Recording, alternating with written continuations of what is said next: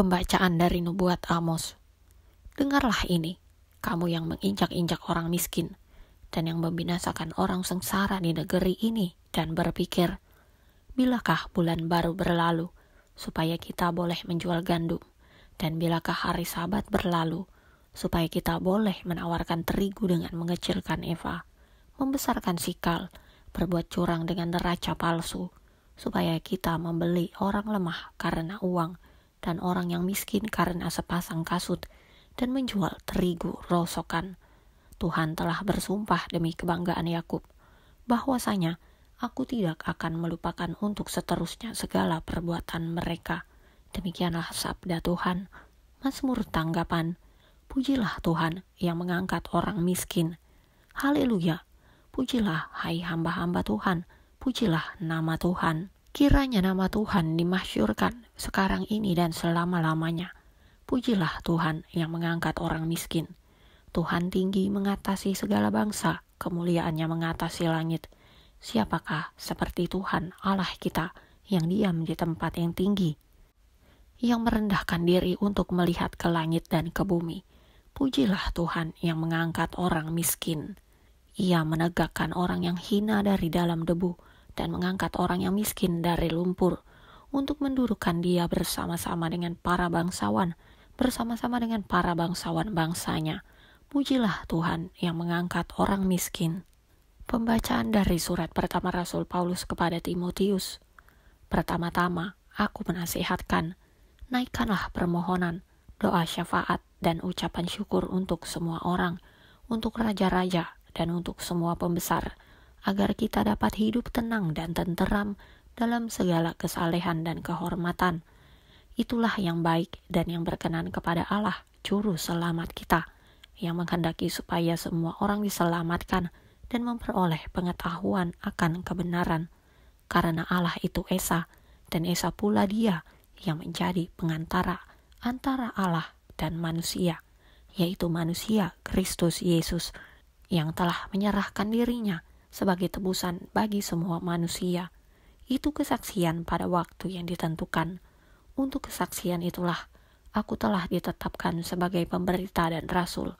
Yang kukatakan ini benar, aku tidak berdusta, dan sebagai pengajar orang-orang bukan Yahudi dalam iman dan kebenaran. Oleh karena itu, aku ingin supaya di mana-mana orang laki-laki berdoa dengan menadahkan tangan yang suci, tanpa marah dan tanpa perselisihan. Demikianlah sabda Tuhan. Haleluya, haleluya. Yesus Kristus menjadi miskin sekalipun ia kaya, supaya karena kemiskinannya kamu menjadi kaya. Haleluya, haleluya. Bacaan Injil menurut Santo Lukas. Dan Yesus berkata kepada murid-muridnya, ada seorang kaya yang mempunyai seorang bendahara. Kepadanya disampaikan tuduhan bahwa bendahara itu menghamburkan miliknya. Lalu ia memanggil bendahara itu dan berkata kepadanya, apakah yang kudengar tentang engkau? Berilah pertanggungan jawab atas urusanmu, sebab engkau tidak boleh lagi bekerja sebagai bendahara. Kata bendahara itu di dalam hatinya, apakah yang harus aku perbuat? Tuanku memecat aku dari jabatanku sebagai bendahara. Mencangkul aku tidak dapat, mengemis aku malu. Aku tahu apa yang akan aku perbuat, supaya apabila aku dipecat dari jabatanku sebagai bendahara, ada orang yang akan menampung aku di rumah mereka. Lalu ia memanggil seorang demi seorang yang berhutang kepada tuannya. Katanya kepada yang pertama, berapakah hutangmu kepada tuanku? Jawab orang itu, 100 tempayan minyak. Lalu katanya kepada orang itu, inilah surat hutangmu. Duduklah dan buat surat hutang lain sekarang juga, 50 tempayan. Kemudian ia berkata kepada yang kedua, dan berapakah hutangmu? Jawab orang itu, 100 pikul gandum. Katanya kepada orang itu, inilah surat hutangmu. Buatlah surat hutang lain, 80 pikul. Lalu tuan itu memuji bendahara yang tidak jujur itu, karena ia telah bertindak dengan cerdik. Sebab anak-anak dunia ini lebih cerdik terhadap sesamanya daripada anak-anak terang. Dan aku berkata kepadamu, ikatlah persahabatan dengan mempergunakan mamon yang tidak jujur, supaya jika mamon itu tidak dapat menolong lagi, kamu diterima di dalam kemah abadi. Barang siapa setia dalam perkara-perkara kecil, ia setia juga dalam perkara-perkara besar.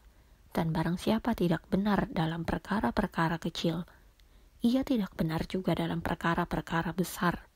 Jadi, jikalau kamu tidak setia dalam hal mamon yang tidak jujur, siapakah yang akan mempercayakan kepadamu harta yang sesungguhnya? Dan jikalau kamu tidak setia dalam harta orang lain, siapakah yang akan menyerahkan hartamu sendiri kepadamu? Seorang hamba tidak dapat mengabdi kepada dua tuan, karena jika demikian, ia akan membenci yang seorang dan mengasihi yang lain, atau ia akan setia kepada yang seorang dan tidak mengindahkan yang lain. Kamu tidak dapat mengabdi kepada Allah dan kepada Mamon. Demikianlah Injil Tuhan.